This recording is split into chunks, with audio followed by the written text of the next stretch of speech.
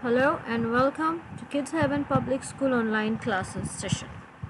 So this is for grade 8 and we began a story earlier. This was The Treasure Within. Now this is an interview between the famous and the very talented architect Hafiz Sorab. Okay, we started studying the first part of this interview. The interviewer is Miss Bela Raja, who is from the Sparsh newsletter from Bangalore, and she has been asking Hafiz contractor questions regarding his childhood and his studies and how he became an architect. So as we started, we saw his interest was never in studies and he had these nightmares about mathematics, and he actually liked playing around and sketching, and finally he becomes an architect, a very famous architect anyways. So today we will continue where we stopped with his interview, and we stopped at the point where he was going to the office of an architect, where the architect asked him to make some drawings, and he did that, and after that he was told that he should leave everything and join the School of Architecture.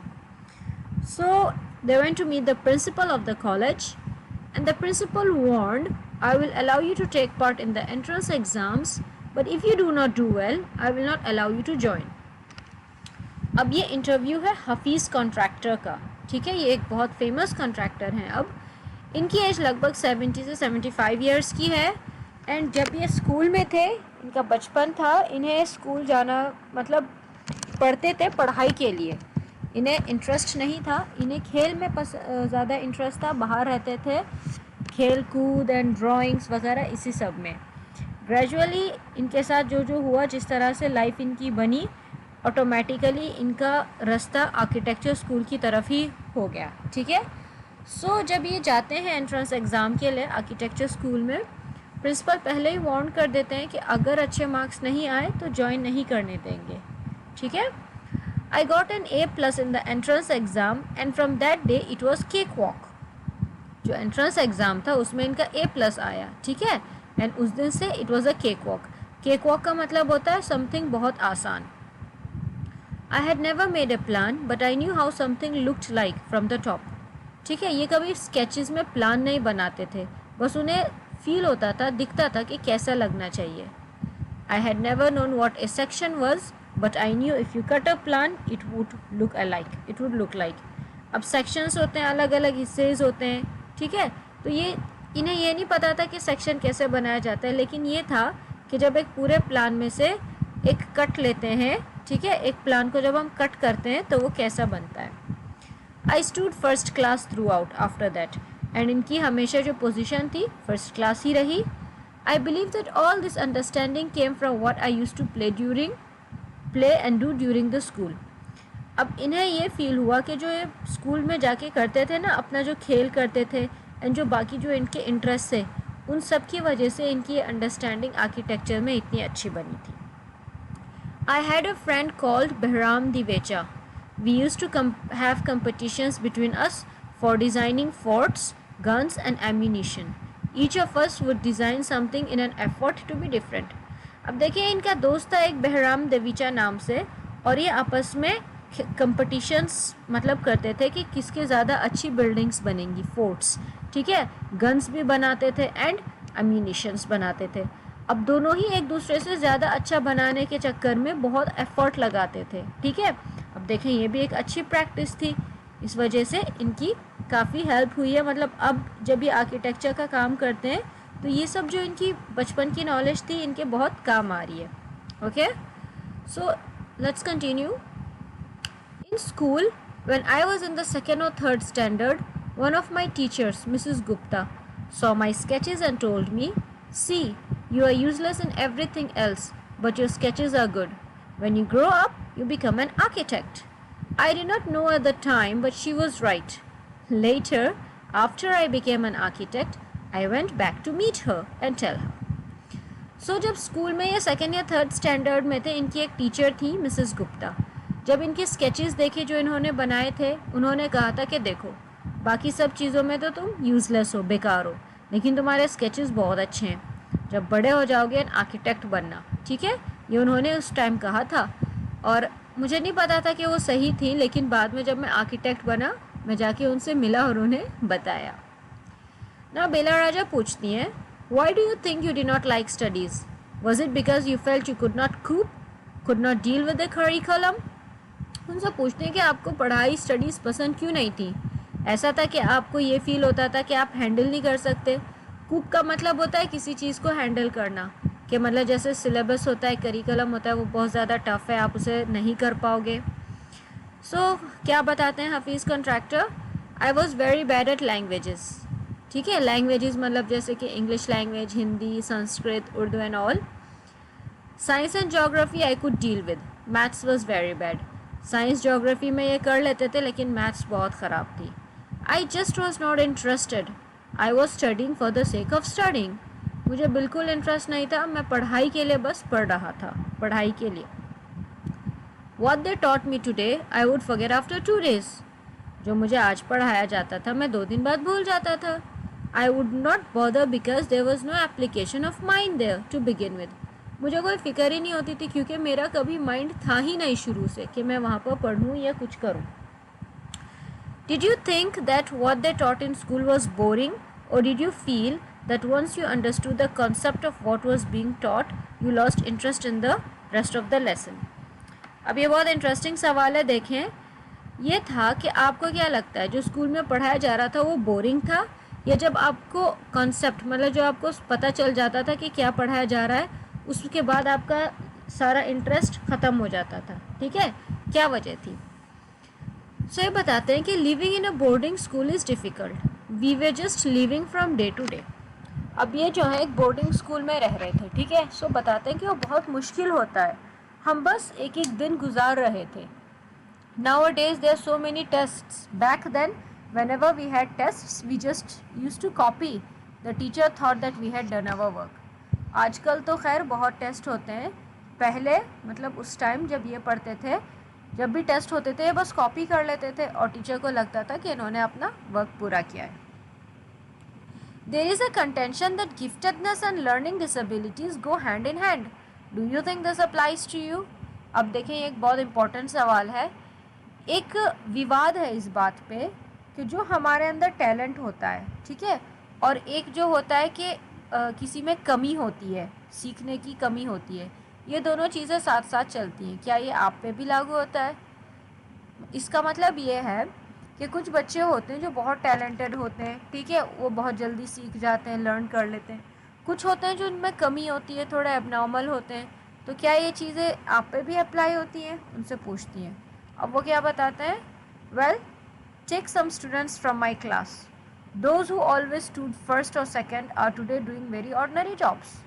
अब देखिए इन्होंने कितना अच्छा जवाब दिया है कि इनकी क्लास के कुछ बच्चे थे जो हमेशा फर्स्ट या सेकेंड पोजीशन लाते थे, लेकिन आज बहुत ही लोकल सी ऑर्डिनरी जॉब कर रहे हैं, कुछ ख़ास नहीं मिला उन्हें, ठीक है। तो मतलब जो टैलेंटेड थे, ज़रूरी नहीं है कि आगे चल के उनके उस टैलेंट से उन्हें कुछ बहुत बड़ा करने को मिले, और जिनमें कमी थी, जो नहीं सीख पाते थे, जो पढ़ते नहीं थे, आगे जाके उनकी किस्मत बहुत अच्छी हो सकती है, ठीक है। इस तरह का कोई रूल नहीं है कि आप अगर टैलेंटेड अब हैं तो आगे भी आपके साथ हमेशा अच्छा होना है। हम प्रे करते हैं कि अच्छा हो, लेकिन किस्मत भी होती है। I have come across this situation in so many different places where people tell me that their class toppers are doing very ordinarily today. बेला राजा कहती है कि ये तो स्थिति मैंने बहुत जगह लोगों से सुनी है कि जो उनके क्लास के टॉपर थे आज वो कुछ खास नहीं कर रहे हैं, ठीक है। क्या कहते हैं? In school I think living our lives there made a street smart, I have learned more by doing what I did on my own. School में हमारी जो हम अपना जीवन जी रहे थे ना, उससे हम स्ट्रीट स्मार्ट बन गए। स्ट्रीट स्मार्ट का मतलब होता है अपने आप अकेले अपनी चॉइस से हम कुछ करते हैं, ठीक है, ना कि ज़ोर ज़बरदस्ती से या रूल से। जो हम अपनी चॉइस से करते हैं, खुद की मतलब अपनी इच्छा से, खुशी से करते हैं, उसमें हम बहुत अच्छे से सीखते हैं और वो हमें बहुत अच्छे से आता है, ठीक है। और जो हम रूल्स को फॉलो करके करते हैं या जो स्कूल में पढ़ाई होती है, उससे इतना ज़्यादा टैलेंट नहीं होता। That is because the personality and skills are way there. You were able to find expression in a manner you were comfortable with, and you defied every rule so that nobody would stop you from doing what you needed to do. अब वो कहती हैं कि शायद ये इसलिए है क्योंकि पर्सनालिटी के साथ स्किल्स भी था, आपके अंदर जो टैलेंट था आपने उसे कंफर्टेबली निभाया, आपने बाकी सारे रूल को मानने से इनकार कर दिया। ठीक है, आप स्कूल में खेलते थे और अपनी ड्राइंग्स बनाते थे, स्केचेस बनाते थे, आपने पढ़ाई में दिल नहीं लगाया। ठीक है, ये एक सवाल था कि ऐसा कैसे किया आपने। ठीक है, कि कोई रोकता नहीं था, कोई समझाता नहीं था। सो हफीज़ कॉन्ट्रैक्टर कहते हैं I was more interested in other things, मुझे और चीज़ों में ज़्यादा इंटरेस्ट था।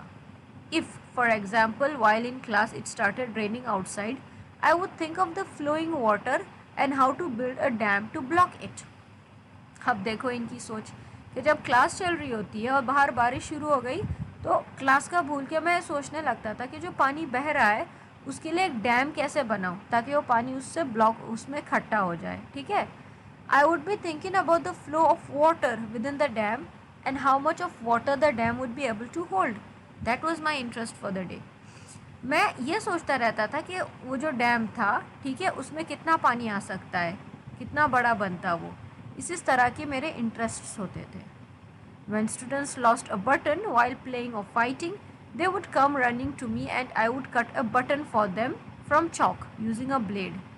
अब देखें कुछ बच्चे हैं जब खेलते खेलते उनकी शर्ट का बटन टूट जाए या खो जाए, मेरे पास आते थे, मैं चौक में से उनके लिए एक बटन काट के बनाता था ब्लेड से।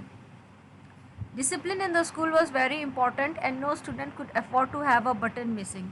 The student would get past dinner with a full neat uniform and after that it did not matter. अब देखें उस स्कूल में अनुशासन बहुत ज़्यादा था, बहुत इम्पोर्टेंट था और कोई भी बच्चा ये अफोर्ड नहीं कर, मतलब ये नहीं होना चाहिए था कि उनका कोई बटन मिसिंग है। डिनर के दौरान अगर चेकिंग की जाती तो बच्चा उसमें से स्मूथली निकल जाता था क्योंकि मैं चौक का बटन दे देता था तो यूनिफॉर्म नीट कंप्लीट होती थी। ठीक है, coming to the present, how do you decide as to what kind of structure you want to give a client. अब की बात करते हैं प्रेजेंट की। अब आप एक आर्किटेक्ट हैं तो आप जो है कैसे डिसाइड करते हो कि जो आपका क्लाइंट आता है, मतलब आपके पास आते हैं बिल्डिंग का स्ट्रक्चर बनाने के लिए, आप कैसे उन्हें स्ट्रक्चर्स बना के देते हो।